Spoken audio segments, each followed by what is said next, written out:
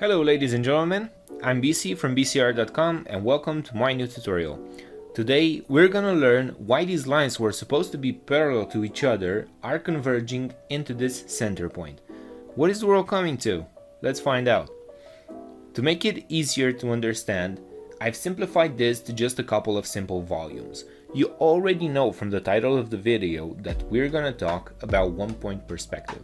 So let's see what is one-point perspective.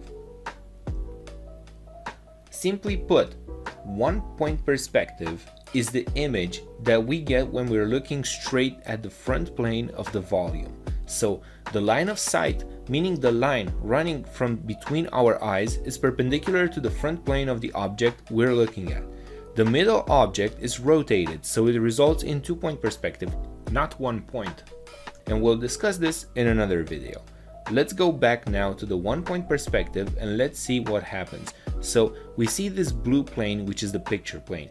Imagine we put an empty frame in front of us and decided that what's inside is what we wish to observe. That's what the picture plane is.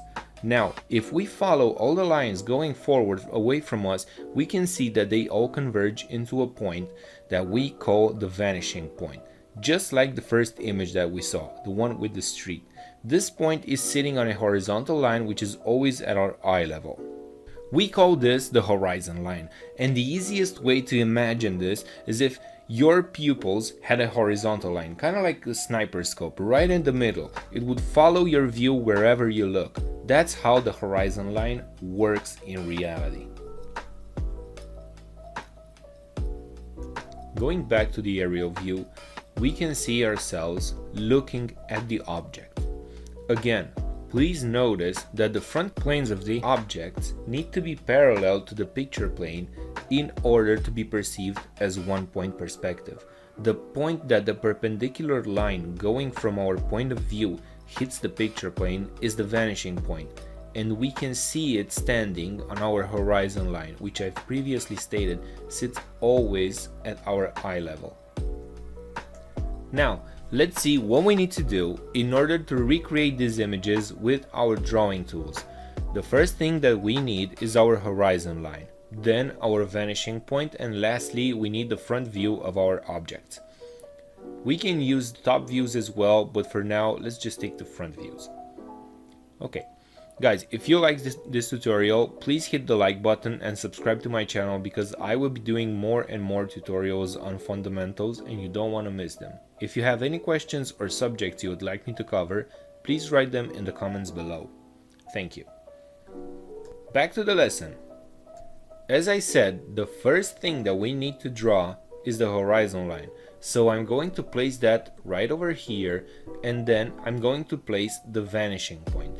We'll call it VP, which stands for vanishing point. Then we need to draw our front views of the objects from which we're going to extrude back towards the vanishing point. So I'm going to draw 3 rectangles, 2 on either side and 1 around the vanishing point so we can see objects from different views. Then we're going to draw lines from all 4 corners of the rectangles towards the vanishing point and establish the depth. To do that, we're just going to select the desired depth and draw the rectangle that is the back side of the box. Then I'm going to do the same thing with all 3 of them. There are ways in which we can precisely calculate the depth, height and width of the object, and we're going to cover that in a future episode.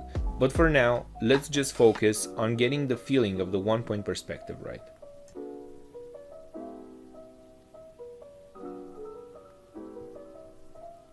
Next, let's draw some other shapes in one-point perspective.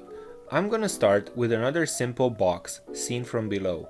Then I'll do a box seen from the front, so it's kind of like the interior of a room. This is where your imagination comes in. Draw a bunch of these simple forms until you feel like you've mastered the technique, and then get creative with it. Play with the shapes, try and draw objects that you see around you. They really could be anything. Remember, practice makes perfect. Perspective, I believe, is not something that you just have to learn, kind of like eating your veggies, you know? It's healthy and you have to do it, but it's not the most fun. You can really have a lot of fun with this and get really creative, so keep practicing this, and I'll see you in my next lesson of the perspective series, where I'll cover how to precisely calculate this object so you can get exactly what we want.